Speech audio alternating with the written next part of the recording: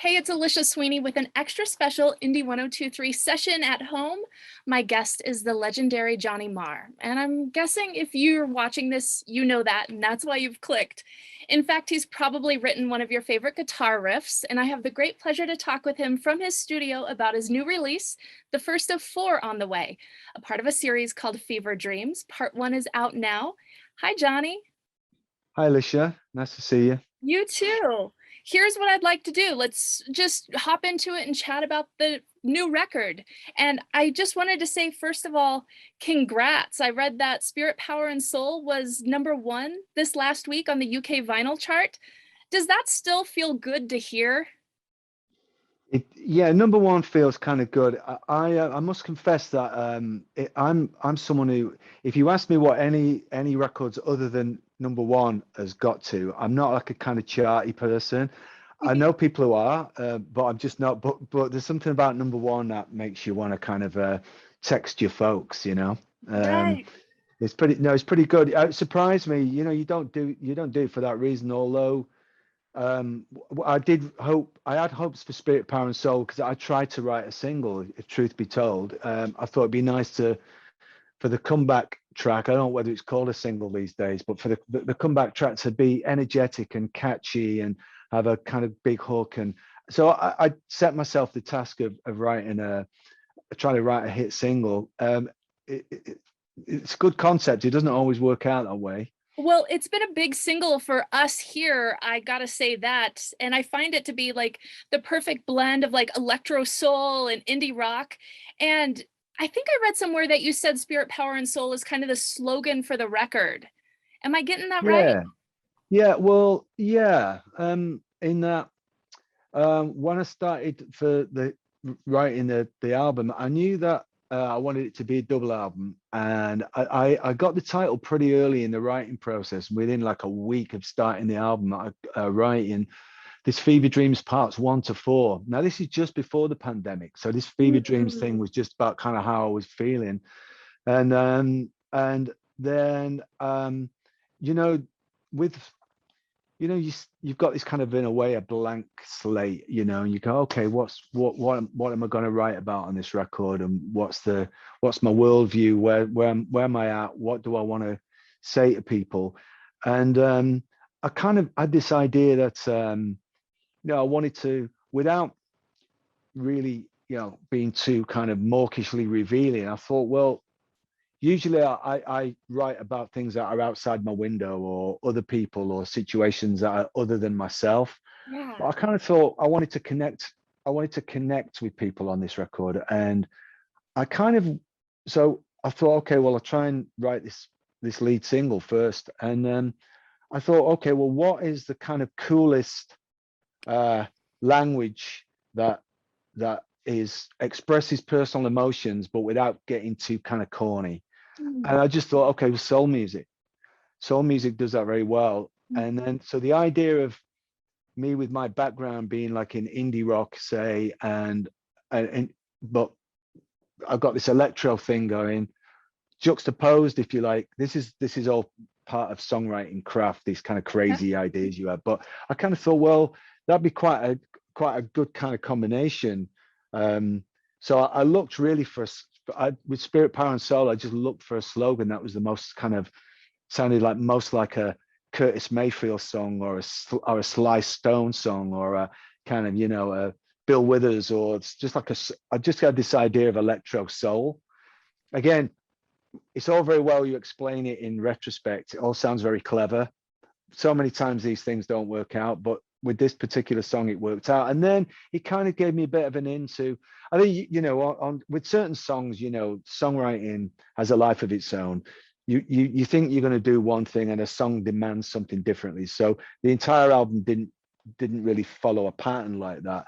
But there were a few songs on the record where I was like, oh yeah, okay. The language, the language and the vibe of what some of those great soul records were saying, like is like a great universal language. And I just like this idea of like electro soul or glam gospel. I've got a song on the record called Lightning People, which is kind of it's like if John Lennon was singing a song with the staple singers. That's what I was going for. So I love you, that. songwriters are crazy. Right? Well, okay, so when does the lightning song come out? Because that's not on part one. No, that's on part two. Okay. And can you tease the date of part two yet? Pretty soon, yeah. I mean, Okay. yeah, it's sort of in probably in about, you know, me and dates aren't great, but I think it's around about November the 10th or something like that. Okay, we're done with that. Just to reflect a little bit on spirit, power, and soul a little bit, like our lives changed so much during lockdown Yeah.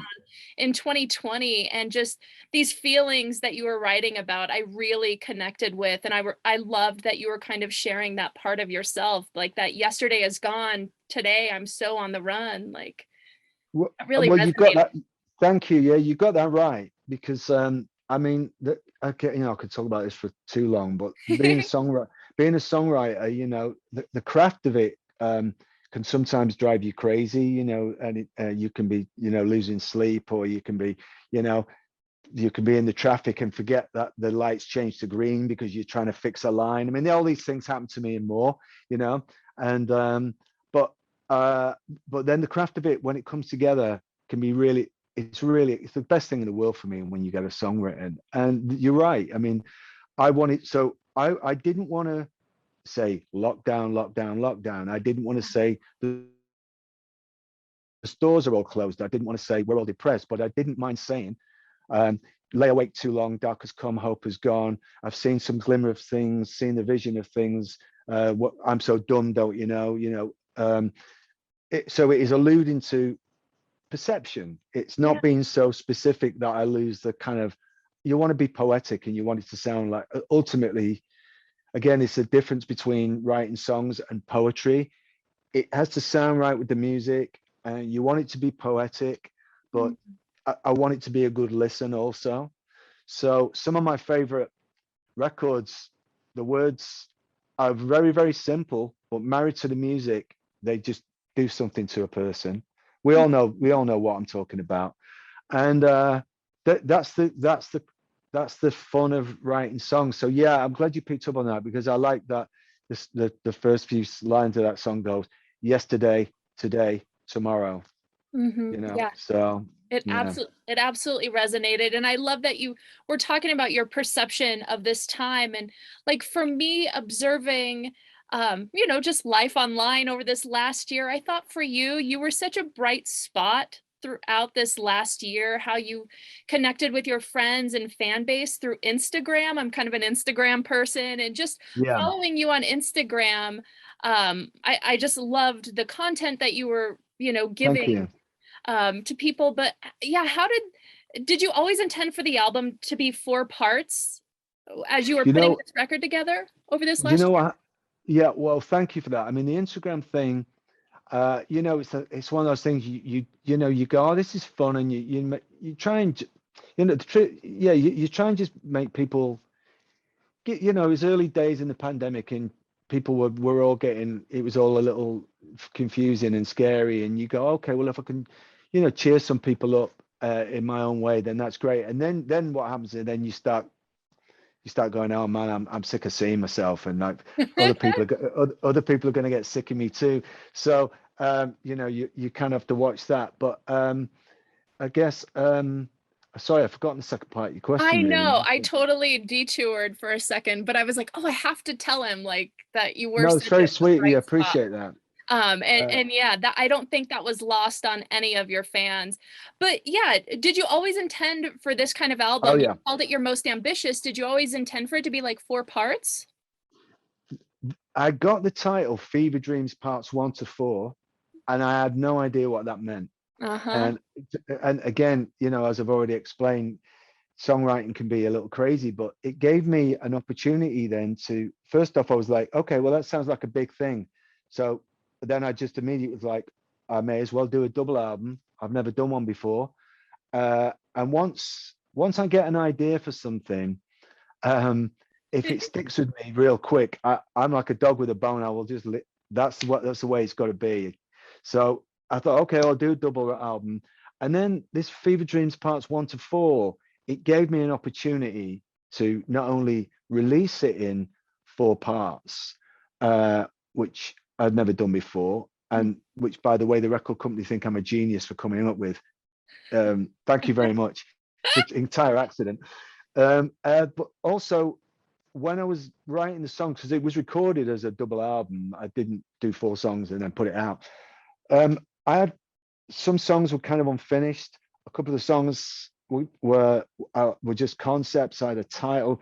I got these whiteboards, these 4 whiteboards, and I started arranging and going, okay, well, so this on the first part, I knew Spirit Powered Soul was happening, and I thought, this song Receiver, I had a really good riff that I'd come up with whilst I was working on the Bond movie, and I was like, okay, that needs a home, and I thought, well, that'd be pretty good on the first EP. So this 4 parts thing, it gave me an opportunity to move things around and go, okay, well, people have heard they will have heard those 4 songs. What would be a good thing to come next? Yeah. It gave me a kind of fun framework, really. And anything that gives you a framework, you just you cling onto like a life raft sometimes, truth be told. And Yeah. it's fun. It's a fun thing. So that's how the concept worked out, purely because of the title. I love that. And you said you came up with the title Fever Dreams before lockdown happened. And I'm just thinking about lockdown and how I think I had a couple fever dreams, but also that just Yeah. reality felt like a fever dream at some point in time. And I was just wondering, as you answer this, what was the wildest fever dream that you had during this last year, if you could share, and does it exist in song form? Well, yeah, I had well, the thing is, this point you bring up, I then, because I started before lockdown, I started writing the very next day after my last show of the last Mm, tour. And because I'm a workaholic, but and then I then started to build this idea into some of the songs. So one of the songs is called Hideaway Girl, and that has the type that has the lyric Every Day is a Fever Dream. mm, And funnily enough, you you hit on something which is accurate, was that I actually felt that the days felt like a fever dream. yeah. You know, the days that, someone said to me, time means nothing. Because I don't know whether you had this experience, but some people would say, wow, the weeks are just flying by. And then other people would say the days just feel like they're going on for a week. Yeah. So that was my experience, really. And the whole time was, the whole time, I mean, I did, I have quite a lot of, when I'm making a record, it completely takes over my life. I've always been that way. I was that way in the Smiths, and I was that way in electronic. And so my family know to kind of indulge me, or make allowances for me. They talk to me like they're talking to a very small child, whilst I'm making a record. Aw. And so I have kind of a strange kind of body clock. And so I was working through the night, and then I drove back from the studio. I must have got back home probably 4 or 5 a.m. And it was a beautiful, in the UK, where we were blessed with this really, really hot summer, which is one of the reasons why I was doing all this stuff from my garden. Yeah. And I just got this puppy. And so I decided, I'll take the puppy out. And I've been working for a couple of days anyway. Next thing, I woke up, it was pouring down with rain. My laptop and my guitar was. I don't know whether that counts for a fever dream, but I got in, me and this puppy. I've got this puppy trying to like wake me up. So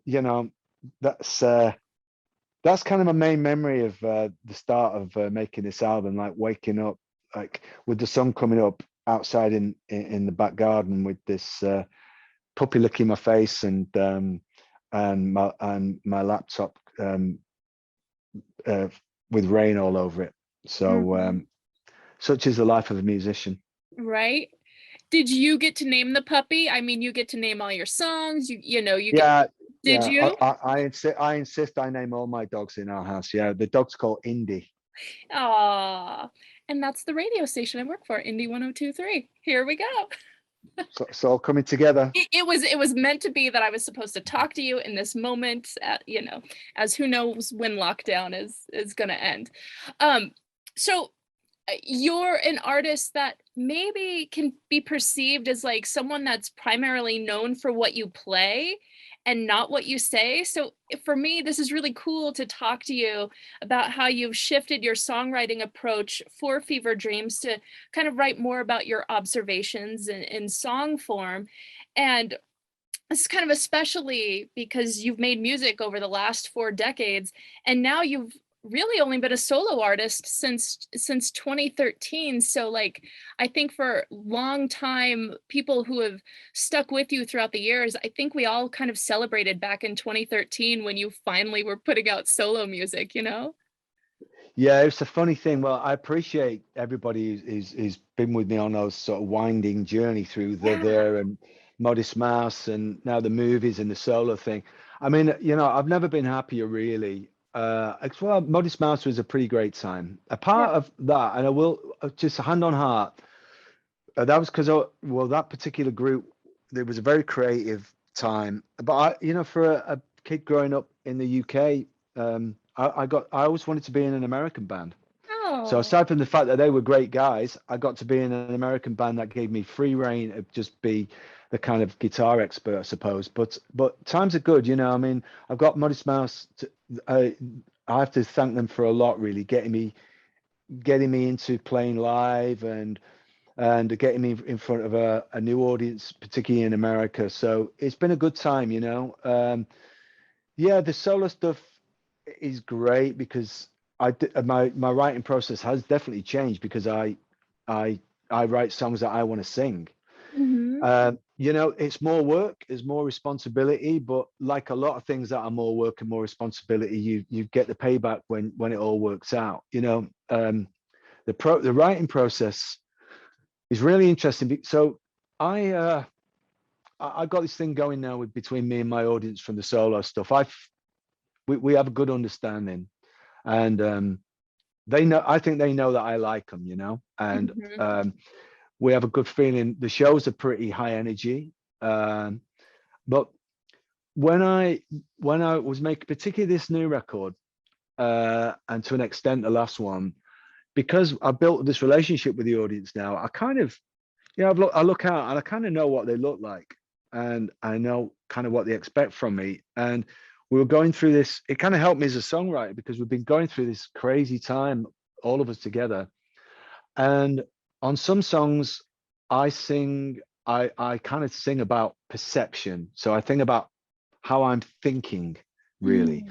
So on the first EP, for example, that's out now, there's a song called All of These Days, Yeah. and the song sort of required a certain kind of the music suggested a certain atmosphere. I write sometimes I'll get the title first and then I write from the title, or I'll get a line, or I'll get a hook. And then other times I'll write an entire backing track like I used to do for Kirsty MacColl and Morrissey and whoever, Bernard Sumner. I'll write a Mhm. backing track and then I'll come up with a vocal on it. And then All of These Days, for example, um, the lyric is like drinking with my shadow, escape the sensory, another day tomorrow, tomorrow endlessly.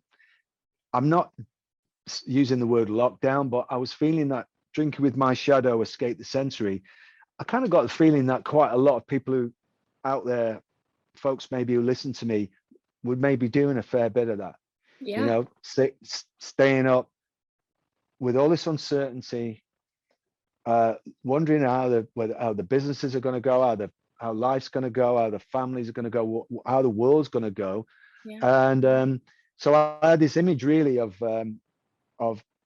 people in my audience staying up drinking Mhm. and to escape the sensory, So my audience are giving me they're giving me things to write about, or they're giving me, more importantly, they're giving me someone to connect with, because I've been doing this so long now. I like writing. It sounds obvious, but I like writing great tracks. I like writing great songs well, you're trying to get for greatness. It doesn't always happen, but you just make a good listen is a way of putting it. But when you actually sit down and write a song, and particularly more and more with my solo stuff now, I wanted to connect with people, but without being really blatant and really obvious about it. And we were just going through this crazy time. I didn't want to say, aren't we going through a crazy time? So I sang Drink with My Shadow, Escape the Sensory, you know, Another Day, Tomorrow, Tomorrow Endlessly. And you make, as a songwriter, you make an assumption that your audience are going to go, I know what you're talking about. Oh yeah. And then other songs, you know, you are just maybe a banger, and you just want to take people out of it, and you want to sing some really crazy psychedelic thing about doing mushrooms when you were 15, which is on the second record. Oh, can't wait for that. So your studio now, it's Crazy Face Factory, just outside of Manchester. What makes this place so special for you? And how long has It it been doesn't, part of your life? well, it doesn't all look like this room, right? Okay, so the Crazy Face Factory that is I've been there for 6 years. The name came as a tribute to my manager who passed away in 2015, who Mm. started the Smiths off with me, Joe Moss. He's we used to rehearse in the original Crazy Face Factory, and so I got this studio space that was in a factory. I needed a name for it, and Joe had just passed away, and it was a nice kind of circle, you know, coming together, and as well as tribute to him. So and it reminded me of the factory. So I've been there since 2015, and I spend all the time I'm not on the road, I'm in there day and night. And it's an industrial space. We're doing this live stream, this performance, recorded performance from there on the November the 10th, so people can log in and see. The idea behind that was I wanted for people to see what me and my band are like when we rehearse Yeah. and when we play a live set. You know, I didn't want to be in a venue with a lot. I didn't want to make this faux gig. I think that's okay if you're a solo act, if you've got an acoustic and it's all a bit more intimate, or a piano. I saw Nick Cave did a brilliant one from Alexander Mhm. Palace. But in my case, you know, the band is, you know, we're an indie rock band, and we, you know, we move, I leap around a bit, so I just thought, okay, well, fans who want to see what we do when we get ready for a tour can just log on and come and watch us. Yeah, I love your industrial space. Like I've watched videos throughout the pandemic. It's like all white walls and just kind of like a Yeah. really like focus on like you guys and the gear and everything. Yeah, it's like it kind of reminds me of you know, back in the early 70s, Cleveland had a lot of those kind of spaces, and in New York, of course, in the 60s and 70s, kind of an art space. Those places are really hard to find now. They just don't exist, that Mhm. the way the modern world is set up. So I managed to get it and just protect it. And it, you know, it's the industrial atmosphere seeps into the music. Oh You know, yeah. it's in Receiver, which is on the new EP. You know, Yeah, and song two. yeah. Yeah, we were playing that as a single also. Um, and then Oh, we great. yeah, for sure. But we keep coming back to Spirit, Power, and Soul as far as what's getting requested. Just Well, I had no idea. You know, you cross your fingers whenever you put any tracks out. You kind of hope that you think, well, if fans don't like it, you kind of got something wrong, but you hope that you know, it's going to hit the mark. Doesn't it always? And but yeah, we played 4 shows a few weeks back, and we put Spirit Powers. We played 7 new songs, which is kind of, even for me, that's kind of a big ask. But Spirit Power and Soul, it just sounded like it's always been there. It's one of those songs that kind of yeah, it feels like, you know, it's a good addition to the repertoire. It's a good one live. yeah. So at this point, we kind of have nearly 40 years of recordings from you. And I'm kind of thinking about scope and reflection. And if you really do that, like I recently saw it was like the 30th anniversary of the first electronic record. And I'm wondering, over the years, have any of your album anniversaries really hit you? Like, oh my gosh, I can't believe that that's Yeah, this many years old, or I can't believe that I've been doing this thing that I always knew I wanted to do for so long. that's on my mind, because people, when they're asking me, about how I feel about, the Smiths, Right. or doing the new Bond movie or whatever. Honestly, my first answer is that next year will be 40 years since the Smiths formed, uh, Mhm. and that therefore it's since, I guess, 40 years since I've been a professional musician, and yeah, as in leaving my day job, and that's amazing to me. So Yeah. I'd imagine that I think the Smiths first album came out in '83. So when that comes out, that'll be kind of, there's no doubt about it, it'll feel like a kind of a little bit of a landmark. But you mentioned the electronic album, that really took me by surprise that it was 30 years. Right. Uh, yeah, and I did a couple of interviews for it,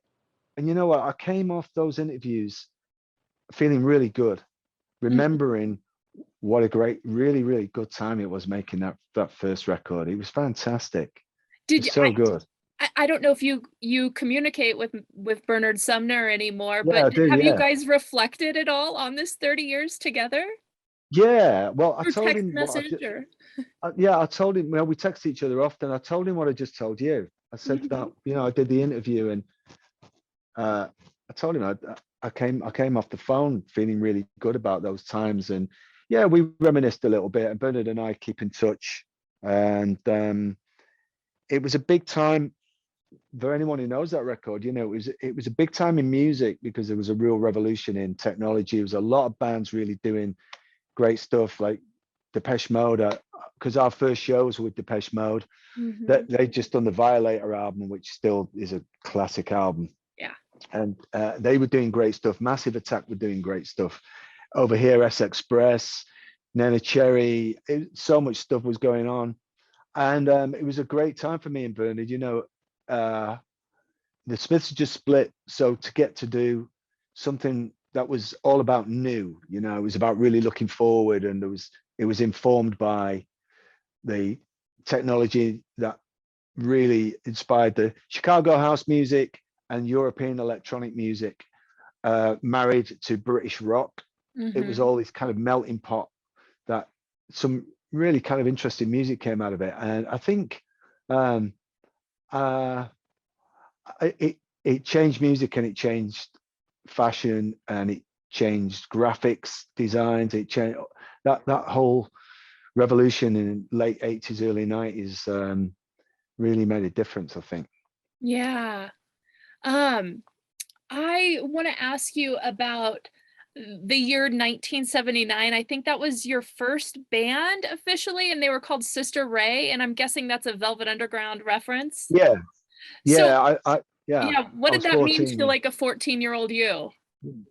Well, what it meant was, okay, so Sister Ray were, I don't think I'm being too disrespectful to say this, they were kind of a gnarly bunch of reprobate biker adults who'd the singer was really out there, and they'd made a record. And one of my friends had said, "Oh, hey, listen, this band Sister Ray, the guitar players left, and they want you to join." And I'd never met these guys, and I did say to my friend, I was like, "Hey, they do know I'm 14, right?" And he said, "Oh, they don't care about that. I don't care about that." So I met up with these guys in a pub, and I thought these guys are scary, but I'd heard the record, and it sounded like a cross between. I always say this, but it's true. They sounded like a cross between the Stooges and Hawkwind. Okay. And the band I was playing with at the time, my own band, I was fronting, we had this kind of power pop thing going, which is kind of new wavy, a little bit like the Cars and the Only Ones, and we had this kind of thing going on. And um, then, so I thought, well, okay, if I play with these older guys, I'll get to learn how to sound like the Stooges. Mhm. And they'd made a record, so I thought, okay, I'll give it a shot. And but what it meant to me was getting two buses to the red light district in Manchester, which back then, 1979, was really somewhere that you didn't really want to be, and a 14-year-old didn't want to be. And going rehearsing a few days a week in this really kind of gnarly basement, playing at deafening volume with these strobe lights going. And then I played my first, I guess, professional show, as in we got paid probably in beer. I don't see any money for it, but and we played at the Wythenshawe Forum, and I played my first sort of show with those guys, and it was amazing. It was amazing. The singer got into a fight with all the other bands all at once backstage, Cool. and yeah, it was really great. After he went on, yeah, and all my friends snuck in. They snuck in the place, and it was terrifying, and it was really great, and it set me on my way. I got myself in the newspapers for it. So yeah, I see that as being the real start of my apprenticeship at 14. So I've been doing it a long time now, Alicia. I love that. Okay, I got two more questions for you, and one piggybacks on the idea of Velvet Underground. So did you watch the Todd Haynes documentary that just came out?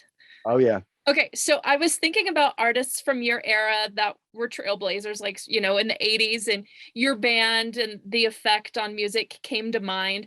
Now, is the idea of a Smiths documentary something you're interested in? I know obviously there's never going to be a reunion. I am not ever going to Yeah. think that there would be. But for the sake of that 5 years and the legacy of not only what you did in Manchester, but how it inspired people globally, is that something you would support? No, I've there's been some talk over the last couple of years. I've met with a few directors about making a documentary about my own life, Yeah, uh, I can see that. and the reasons it's not kind of happened is because so when I say no, I'm not being weird, because Yeah, yeah. when I because I've not really got it together to do this one about my own life. Mm, And to me, the idea of the Smiths plus the plus electronic plus Modest Mouse plus the Pretenders plus the movies is more interesting than just the Smiths. yeah. But and I haven't managed to be bothered to get that together. I'm a musician. All I care about is I need to care. I need to start caring more about that stuff, because I just care about writing songs and getting them right, and playing them with my band and then doing shows. So I'm kind of not very good at getting those kind of things together. You're Mr. What's gonna happen next, I understand then. Yeah. All right. One of your recent career highlights, I'm guessing, is working with your friend and composer Hans Zimmer on the music for the latest Bond film, No Time to Die. You even had a #1 with the Billie Eilish song. What can you share about that experience? And I'm sure you probably grew up playing the Bond theme because that's just like Yeah. in the English blood. Yeah, that's right. No, it is a thing that when you're a kid, in particularly in the UK, it's one of the first things that you learn to play. And so playing the theme with the orchestra was a big deal, no doubt about it. Yeah. Working with Hans and Hans's team um, is always a surprise. You never quite know what he's going to come up with. I mean, with the Bond thing, obviously there's a certain kind of atmosphere and remit that you have to kind of honor, and which is easier said than done. But he's so skillful; he was able to do that and also throw some surprises in. But and then really, I guess the highlight was, aside from playing the theme, was really Billy and Phineas's song, because Mm, I think it's a great song. You know, beautiful song. yeah. And when it happens in the movie, if you watch the movie, when the song comes in, it hits a really good tone. It would be the easiest thing. It would be easier to go, oh, well, what did Adele do? And what did Shirley Bassey do? And kind of, sort of do a pastiche kind of thing. But Billy and Phineas, they stayed true to their sound. Mhm. While it's a very clever song. And Billy's a really, really good singer and a really good musician. So I enjoyed, I was doing the movie, and then the idea for the decision that for Billy to do the song came up, and that it was just a really great experience. I enjoyed playing the guitar on it, and I enjoyed working with Billy and meeting the family. It was nice. It was a really good thing I wasn't expecting. Oh, how lovely. Well, this has been such a joy talking with you today. Right. I also know, thanks to the internet, that your birthday is coming up. So happy almost birthday to you as well. Thank you very much. All Yeah. right, Alicia. Yeah. It's been And nice talking to you. Appreciate it. yeah, thank you so much. And I just want to mention, if for folks that are watching, you have the live stream coming up on November 10th. You can get details on Johnny Marr's website, follow him on Instagram, and the new record, Fever Dreams Part 1, is out now, all 4 parts, February 25th, 2022. Thank you so much, Johnny Marr. Thanks, Alicia. Nice meeting you. You too. Take care. Bye bye now. Bye.